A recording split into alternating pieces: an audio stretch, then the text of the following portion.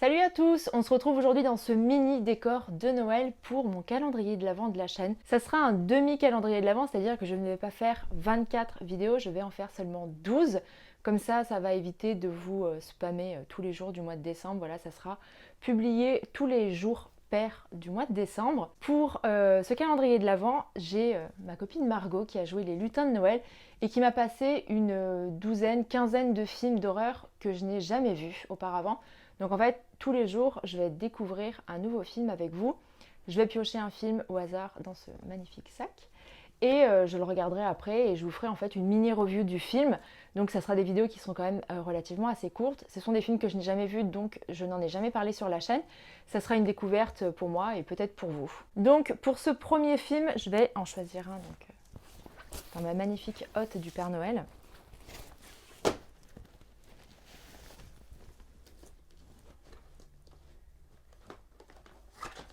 Et je vais choisir Le Peuple des Ténèbres. Voilà. Alors, donc effectivement, c'est un film que j'ai jamais vu, qui est réalisé par Robert Harmon, avec écrit Wes Craven présente.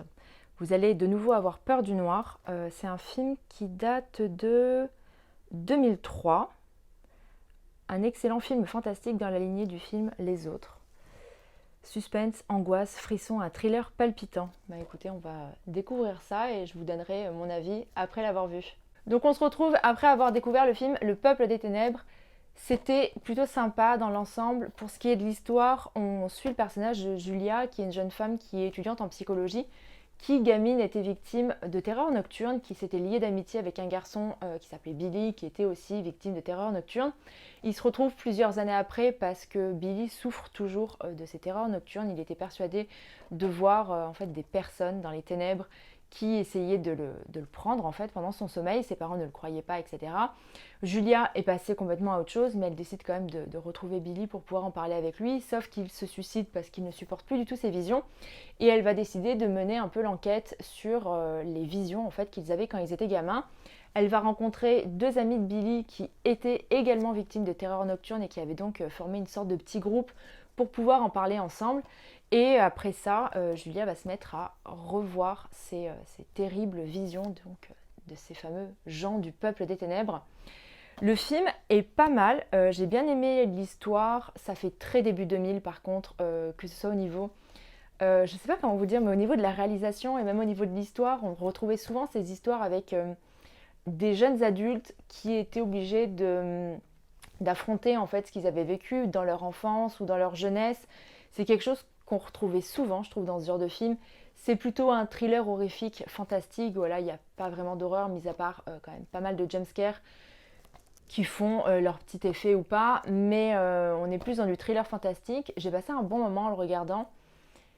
Au niveau de l'histoire, voilà, c'est assez classique, on va dire, dans la trame. Au niveau du casting, ça fait, comme je vous disais, très début 2000, dans le sens où on va retrouver des gens, des acteurs qu'on avait vus par exemple dans Scary Movie, dans Buffy, dans Destination Finale, voilà, cette team d'acteurs qu'on voyait très souvent à un moment mais qu'on ne voit plus beaucoup actuellement. Au niveau du casting, franchement, j'ai rien à redire, tout le monde tient bien son rôle. Au niveau des personnages, j'ai bien aimé le personnage principal de Julia, qui elle a surmonté en fait toutes ces épreuves de jeunesse, mais qui malgré tout s'oriente voilà, vers la psychologie des enfants, parce qu'elle est quand même un peu traumatisée de tous ces cauchemars qu'elle avait eus quand elle était gamine.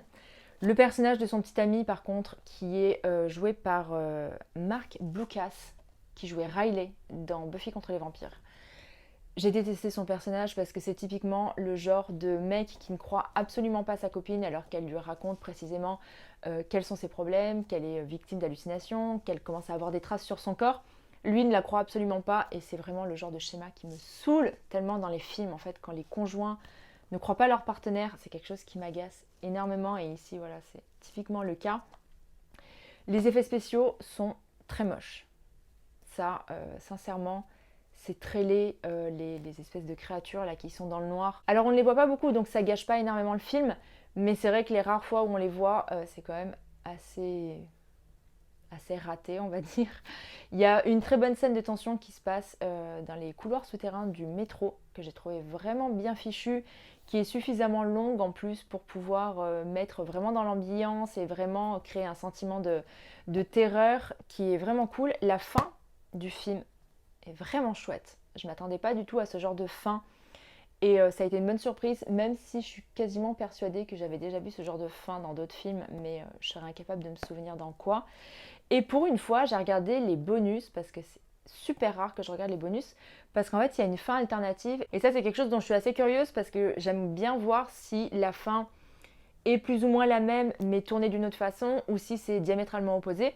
Et ici, on reste plus ou moins dans la même veine concernant la fin, mais c'est encore plus sombre que la fin qui a été gardée pour le long métrage.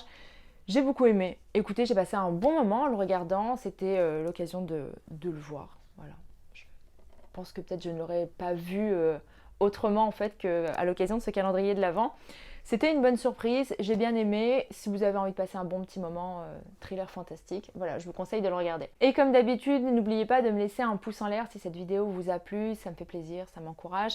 Si vous n'êtes pas encore abonné à la chaîne, c'est le moment de le faire et de cliquer sur la cloche pour activer les notifications et être prévenu à chaque nouvelle vidéo. En attendant, vous pouvez me retrouver sur à peu près tous les réseaux sociaux, tous les liens sont dans la barre de description. Et je vous dis à bientôt pour une prochaine vidéo. Salut!